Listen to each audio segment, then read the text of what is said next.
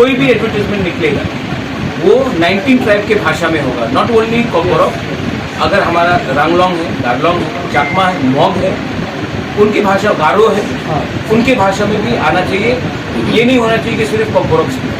मैंने कहा कि जो 19 के 19 ट्राइब्स हैं उनके भाषा में ये जॉब का प्रोफिशिएंसी जो उसकी लेवल होता है उसमें आना चाहिए। मैं ऐसा इंसान नहीं हूँ जो एक जाति को नीचे करके दूसरी जाति को उठाए।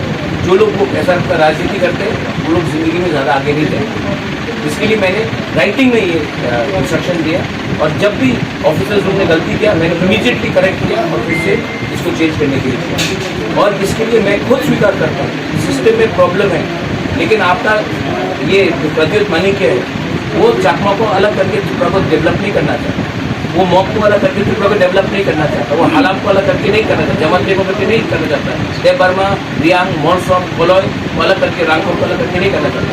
मैं जानता हूँ कि हमारा शक्ति हंसा में है और ये सब चीज़ लोग जो ये करते हैं उनका दिल छोटा है, उनका सोच छोटा है। इसको बदलने के लिए ऊपर में एक सही लीडर जो दूध को दूध बोले, पानी को पानी बोले, वोट के लिए चुप नहीं। Thank you sir. पूरा ज़मीन दे दिया बांग्लादेश से जो लोग आए 71 में, आज रियांग को हम लोग जगह दे रहे हैं। हम लोग क्यों नहीं दे, क्यों नहीं दे?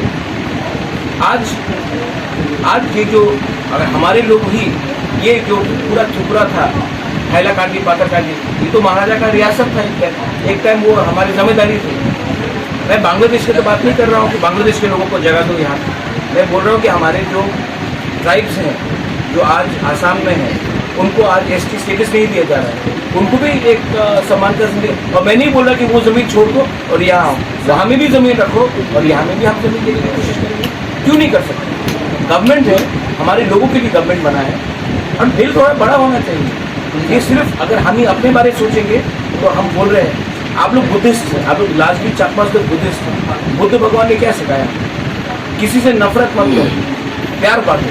मैं प्यार बांटने के बारे में बात कर रहा हूँ। और जिसको लग रहा है कि ये इलेक्शन है, वोट है, मुझे इन एक वोट नहीं चाहिए। मैं चाहता हूँ कि जो ज़मीन का असली अधिकारी है, हानि बसा भूमि पुत्र, उनको अपना अधिकार मिलना चाहिए बस। और एक सवाल था सर, आप अगर 2024 इलेक्शन में अगर आप जीत जाते हैं तो सर क्या हम लोग आपको क्या चीफ मिनिस्टर के हिसाब से?